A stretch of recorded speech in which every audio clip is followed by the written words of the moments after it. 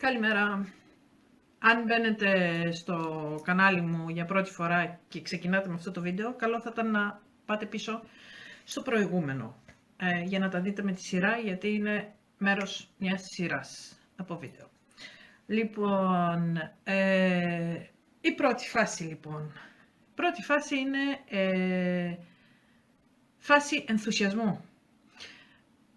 Νιώθουμε πολύ έντονο ενθουσιασμό όταν ανακαλύπτουμε για πρώτη φορά την πηγή των απαντήσεων στα ερωτήματά μας. Επιτέλους μπορούμε να ονομάσουμε αυτή την τρέλα που ζούμε. Να της βάλουμε μια ταμπέλα δηλαδή. Στην πρώτη φάση είναι και το ξάφνιασμα που νιώθουμε διαβάζοντας ή ακούγοντας περιγραφές που ζωγραφίζουν τόσο εύστοχα, με τόση λεπτομέρεια, αυτά που τόσο καιρό εμείς δεν μπορούσαμε να περιγράψουμε με λόγια, με απλά λόγια, σε τρίτους δηλαδή, για να καταλάβουν το τι ζούμε, για να καταλάβουν το τι αισθανόμαστε. Αυτές οι λεπτομερείς περιγραφές του ναρκισσισμού, του ναρκισσιστή κιόλας, και τις συμπεριφορές του προς εμάς. Μας ήταν εντελώς αδύνατο να περιγράψουμε αυτή τη συγκεκαλυμμένη χειραγώγηση, γιατί μας ήταν και αδιανόητη η κακία τους, τα κολπάκια τους. Δεν μπορούσαμε να περιγράψουμε αυτή την ύπουλη επίθεση, δεν μπορούσαμε να περιγράψουμε ούτε καν την ψυχολογική παρενόχληση που ασκούν. Λοιπόν, στην πρώτη φάση περνάμε και αυτό το συναίσθημα, αυτό το what the fuck, ας πούμε, όταν ανακαλύπτουμε ότι και άλλοι ζουν αυτή την τρέλα. Για κάποιο λόγο νομίζουμε ότι μόνο εμείς τη ζούσαμε. Και εκεί έρχεται επίσης και εγώ το ονομάζω ενοχική ανακούφιση. Ναι, γιατί νιώθεις ανακούφιση. Κάποιος άλλος ζει την ίδια κόλαση. Κάποιος καταλαβαίνει τι νιώθω. Κάποιος μου περιγράφει ακριβώς αυτά που ζω. Και το λέω ενοχική γιατί είναι δυνατόν να νιώθεις ανακούφιση και να μην πω χαρά που συναντάς άλλον άνθρωπο που ζει το ίδιο πράγμα. Εδώ πέρα μιλάμε για μια κόλαση την οποία δεν την εύχεσαι στο χειρότερο σου εχθρό.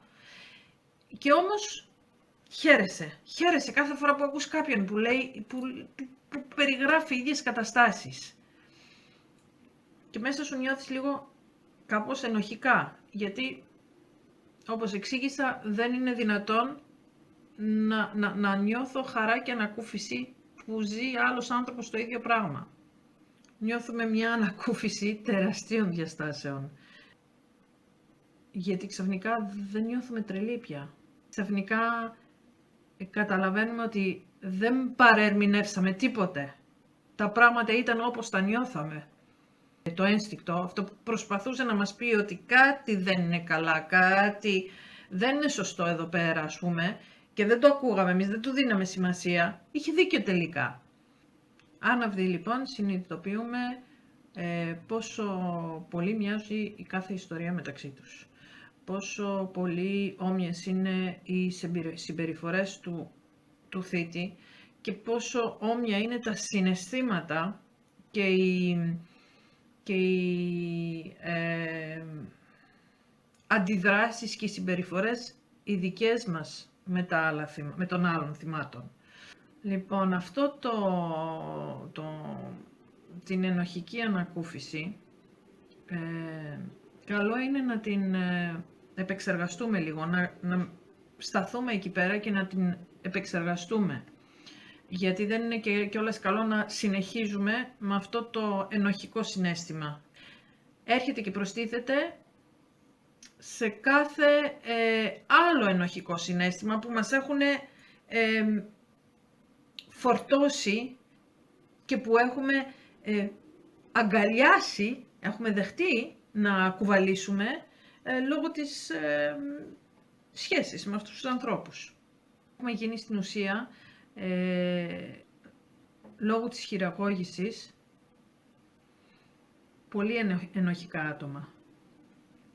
Και οι περισσότεροι από εμάς είναι κάτι που μας δυσκόλεψε στη ζωή, μας δυσκολεύει ακόμα και οπωσδήποτε έχουμε ανάγκη να το δουλέψουμε με κάποιον ψυχολόγο, γιατί δεν φεύγει έτσι, δεν εξαφανίζεται έτσι από τη μία μέρα στην άλλη. Άρα μένουμε λίγο σε αυτό το ενοχικό, την ενοχική ανακούφιση που ονομάζω εγώ και την επεξεργαζόμαστε.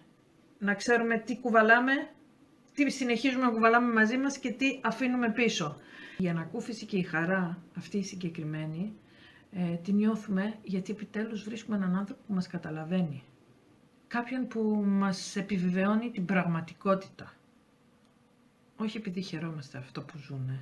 Αντίθετα κιόλας, νιώθουμε παραπάνω, ακούγοντας τις ιστορίες των άλλων, νιώθουμε παραπάνω θλίψη, στεναχώρια για τα βιώματα του άλλου, παρόλο που μπορεί να είναι ολόιδιο με τα δικά μας.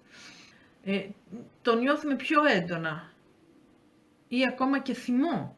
Θυμό για τον αρκιστή του αλουνού το νιώθουμε πολύ πιο έντονα παρά για το δικό μας. Και εκείνη που καταλαβαίνουμε πόσο πολύ έχουμε μάθει να ομαλοποιούμε τα πράγματα, τις καταστάσεις, την κακοποίηση. Τα κάνουμε να φαίνονται normal. Δεν τρέχει τίποτα, ας πούμε. Συνεχίζουμε, ήταν ένα συμβάν, έχουμε την εντύπωση ότι δεν θα ξανασυμβεί, δηλαδή είμαστε σε αυτό τον φαύλο κύκλο συνέχεια. Ναι, μεν ξέρουμε ότι ο άλλος κάτι δεν πάει καλά, αλλά όλο ελπίζουμε ότι θα φτιάξουν τα πράγματα, ότι σήμερα που είναι χαρούμενοι, ας πούμε, είναι χαρούμενος και ευχαριστημένος, ικανοποιημένος και δεν φωνάζει, άλλαξε, ας πούμε, και νομίζουμε ότι θα μένει έτσι η κατάσταση, μα δεν μένει ποτέ έτσι. Και παρόλο που ζούμε την επανάληψη και την επανάληψη, κάπως μέσα εδώ πέρα κάτι μας έχει κάνει να το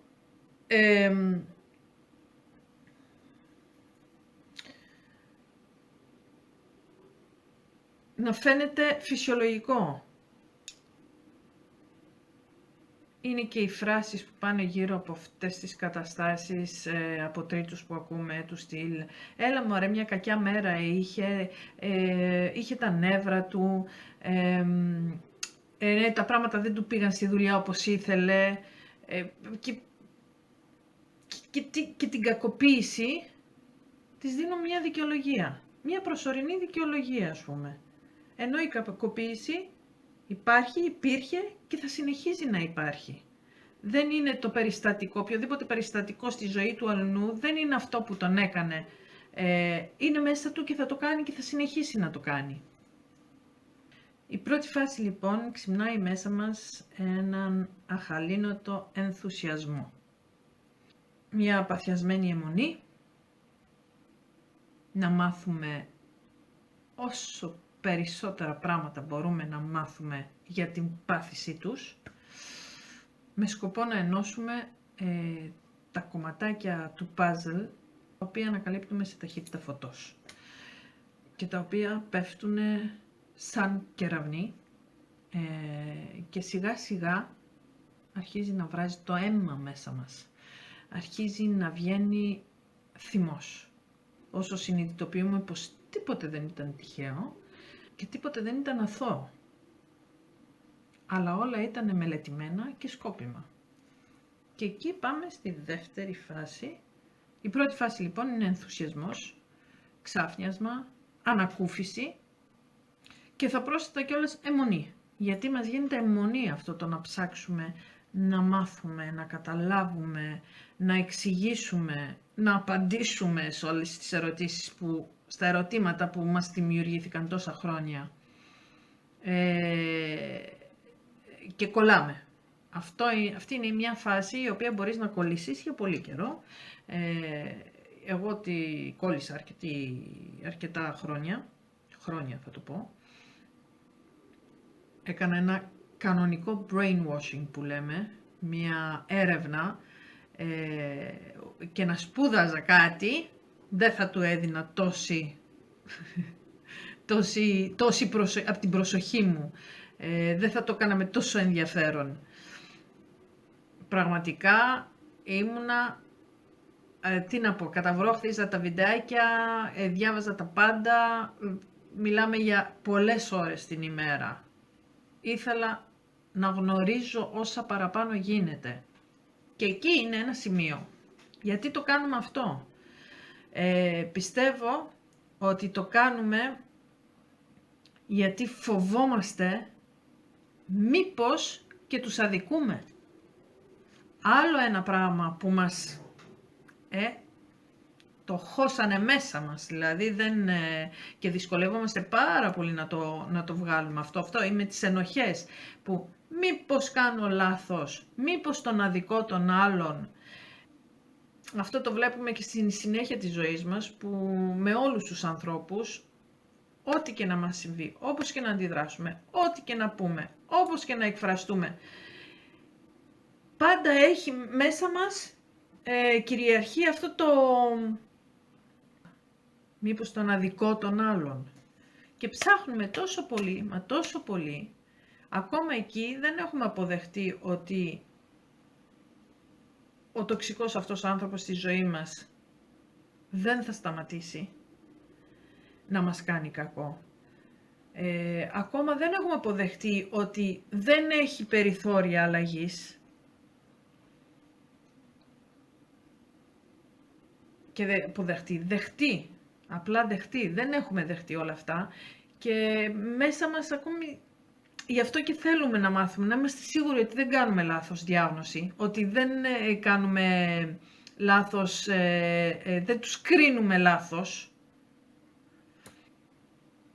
Αυτή λοιπόν είναι αυτό που ονομάζω εγώ την πρώτη φάση, όπου αν μένεις κολλημένος στο συγκεκριμένο σημείο.